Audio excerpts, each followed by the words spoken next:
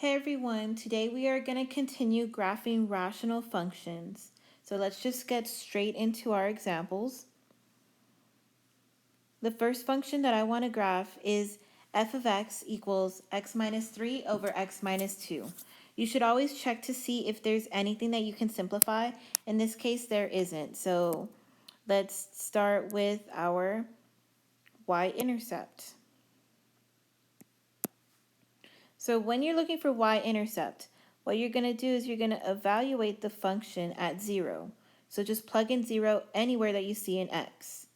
So it would be 0 minus 3 over 0 minus 2, which gives me negative 3 over negative 2, which simplifies to just positive 3 over 2. What this means for us is that our graph is going to have a y-intercept at the point 0, comma 3 over 2. We're going to use that in a little bit, so I'm going to highlight it so I don't lose track of it. Okay, so now let's do x-intercept. So for x-intercepts, what you're going to do is you're going to get the numerator, and set it equal to 0. So in this function, our numerator, what's on top, is x minus 3. So if I have x minus 3 equals 0, all I have to do is add 3 to both sides. So that gives me x equals positive 3. What this means for our function is that it's going to have an x-intercept at the point 3, comma 0.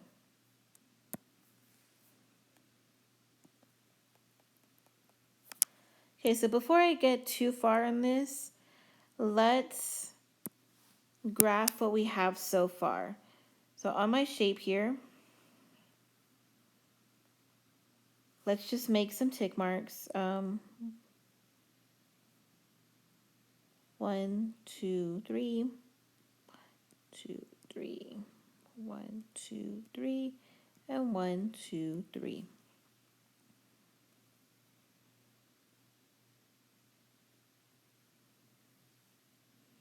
Okay, so the points that we have are 0, comma 3 over 2. That's basically 1.5. So here's 1 and here's 2, so 1.5 would be in the middle.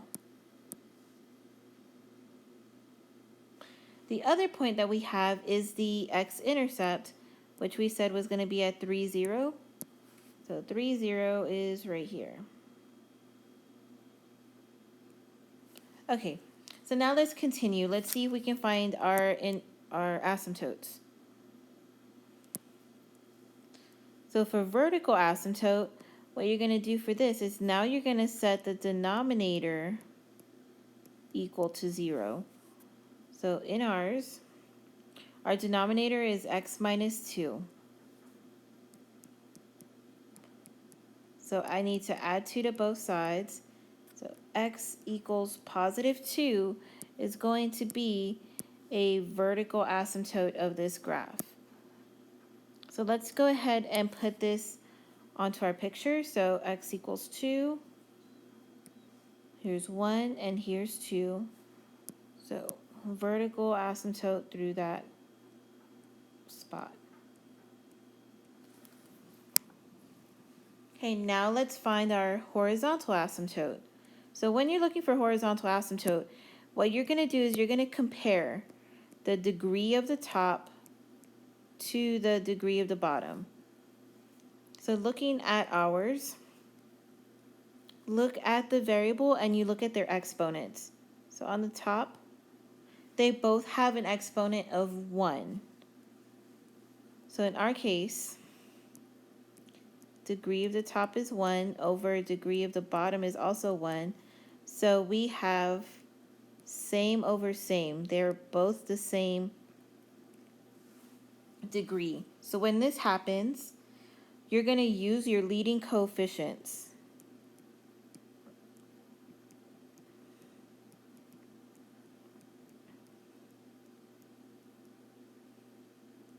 So it'll be y equals, let's take a look at that function again. So what would be in front? So I know there's nothing there, but it's invisible 1. Same thing for the bottom. So they both have a coefficient of 1.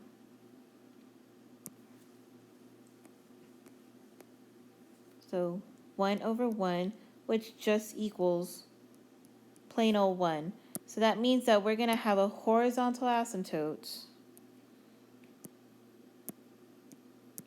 at y equals 1. So again, I want to go ahead and put this on my graph.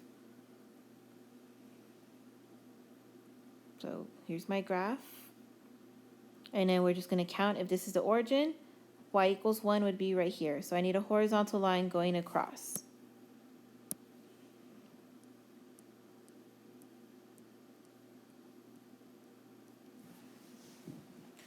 Now we want to draw our picture. So what we're going to do is we're going to take our important x values. So you can tell from the graph already.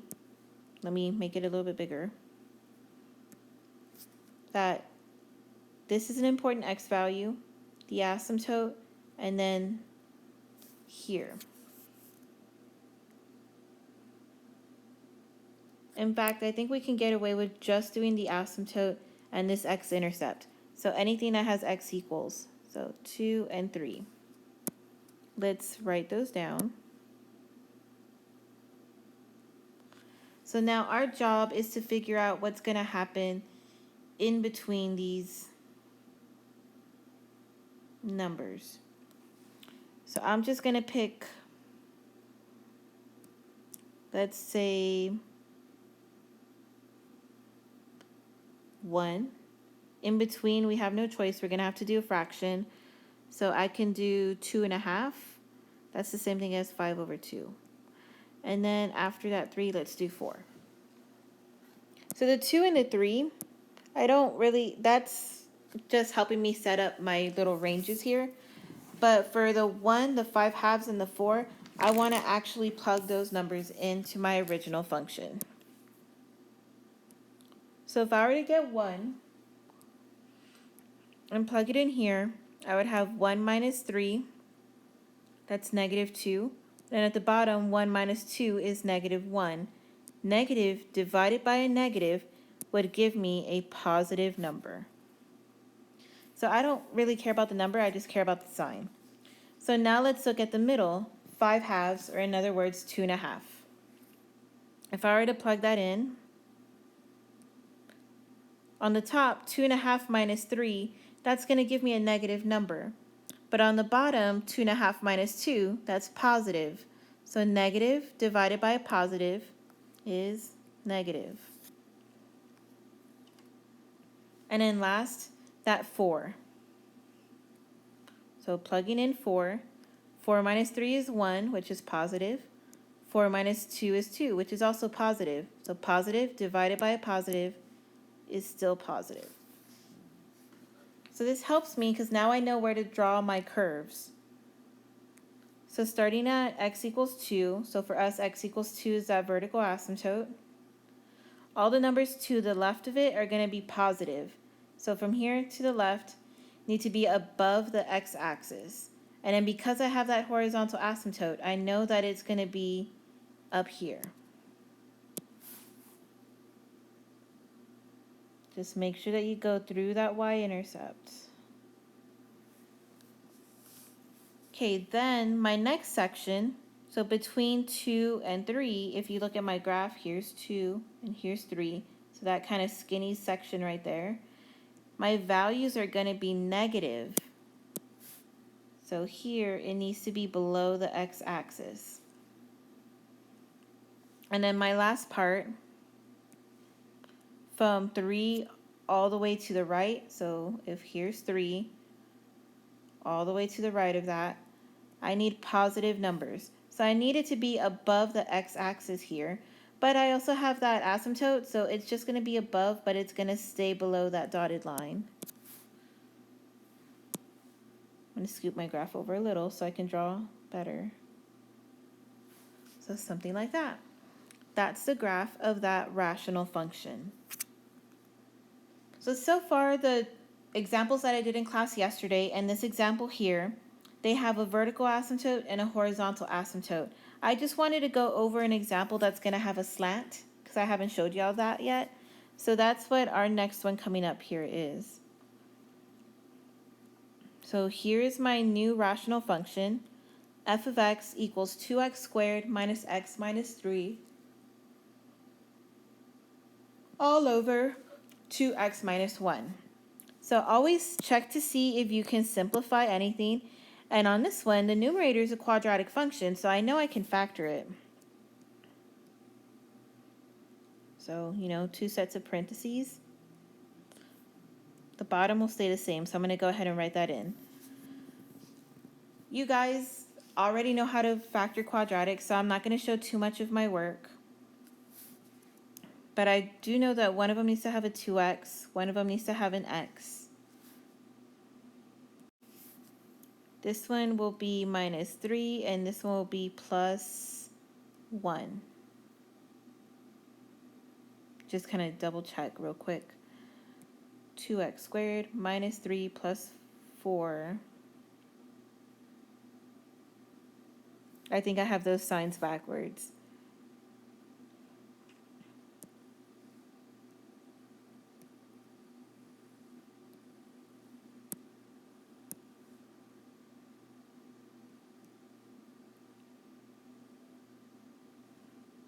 Yeah, that works out better. So 2x squared plus 3 but minus 4 would give me my negative 1, and then here we go. Okay, so this is it in simplified form. So as I go through the list, I'm just going to use whichever one is more convenient for me. So for y-intercept, so just like before, you're going to plug in 0. So I'm just going to stick with the original function here.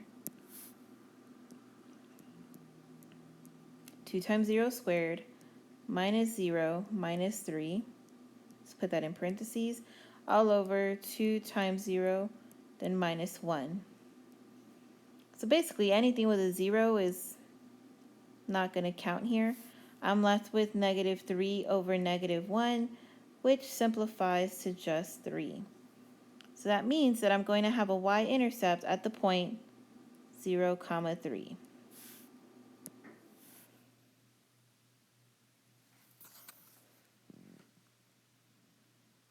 Then now, let's find our x-intercepts. To find our x-intercepts, you get the numerator and you set it equal to 0. So in our numerator, that's the one that we just finished simplifying to these two separate factors. So I'm going to use those factors and set them equal to 0.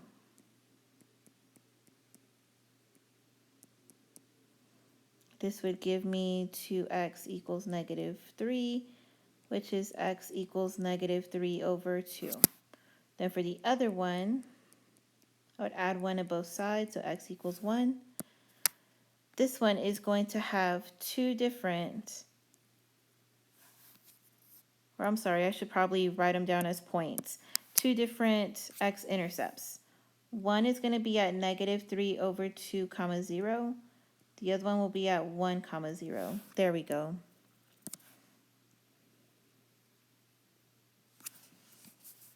So let's put these points on our graph. So let's do 1, 2, 3, 4. 1, 2, 3, 4. 1, 2, 3, 4. 1, 2, 3, 4. So I need the y-intercept at positive 3. That's right here. My x-intercept, one of them is going to be at 1, and the other one is at negative 3/2. So that's like negative 1.5. So in between.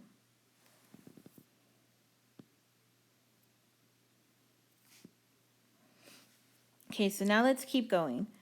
So our vertical asymptote, you set the denominator equal to 0. Our denominator for this one was 2x minus 1.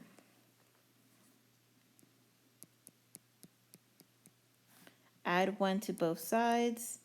Then when I divide by 2, x equals 1/2. So I have a vertical asymptote at x equals 1/2. Let's draw that in. So same, if this is 1, then 1/2 would be right in the middle. Vertical asymptote.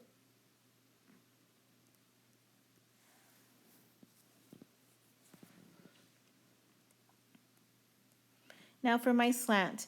So I already know ahead of time that it's slant, but you still have to do the degree. You're looking for the degree of the top compared to the degree of the bottom. So in ours, the degree of the top is 2 because it was squared. The degree of the bottom is the invisible 1 that's here.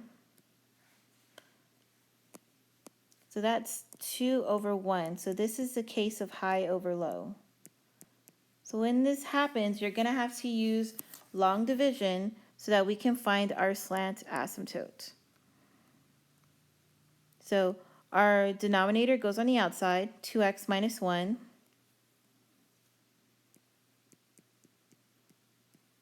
Our numerator goes on the inside, 2x squared minus x minus 3. Then let's do our long division. So we're going to divide just the first term, so it gives me x, 2x squared minus x.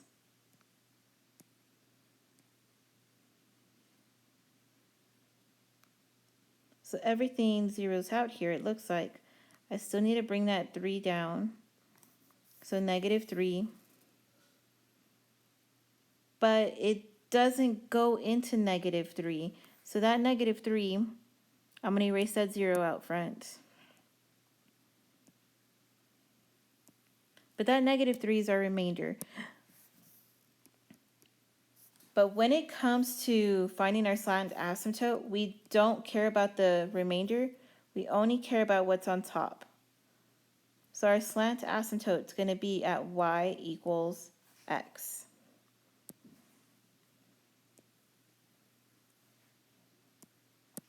So let's put this on our graph. So since it's y equals x, there is no y-intercept, is going to be at 0. And then when it's x, it's just a diagonal line.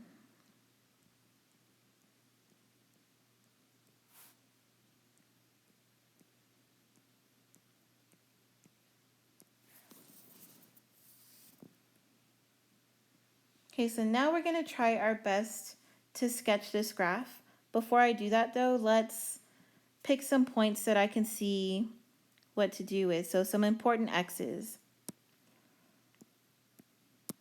We can do x equals negative 3/2, x equals 1, and x equals 1/2. So we're just going to put them in order from least to greatest. So unfortunately, this one has a lot of fractions.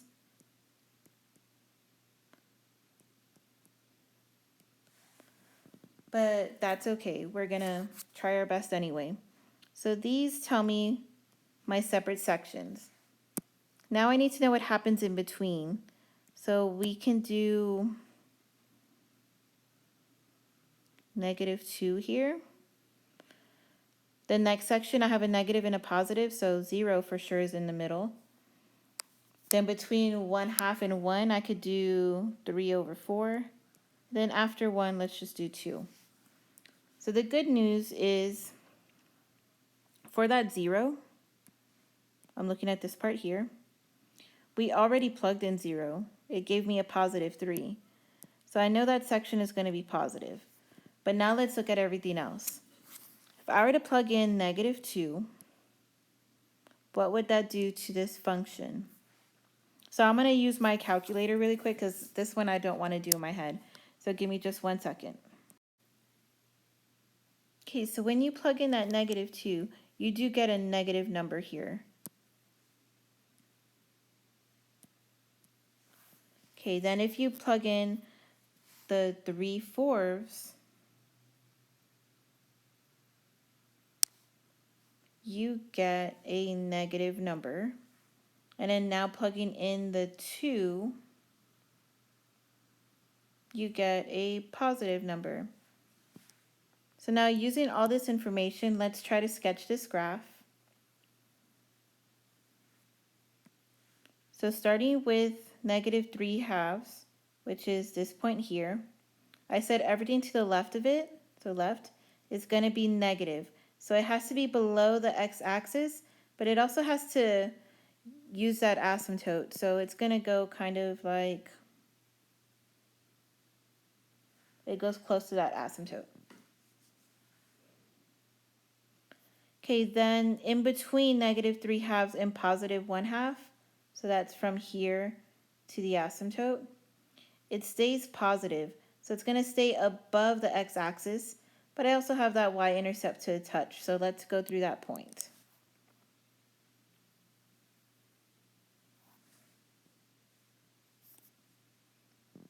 Okay, next little section is between 1/2 and 3/4. So it's a tiny little section in between here, between the dotted line and that point. But it does say that it's negative. So it's going to go close to this asymptote. Then last section is everything after 1 is a positive number. So here was my 1. Everything this way is going to be positive, and I'm just going to keep it going along that slant. So kind of like that. So not the prettiest graph, but this is what it would look like.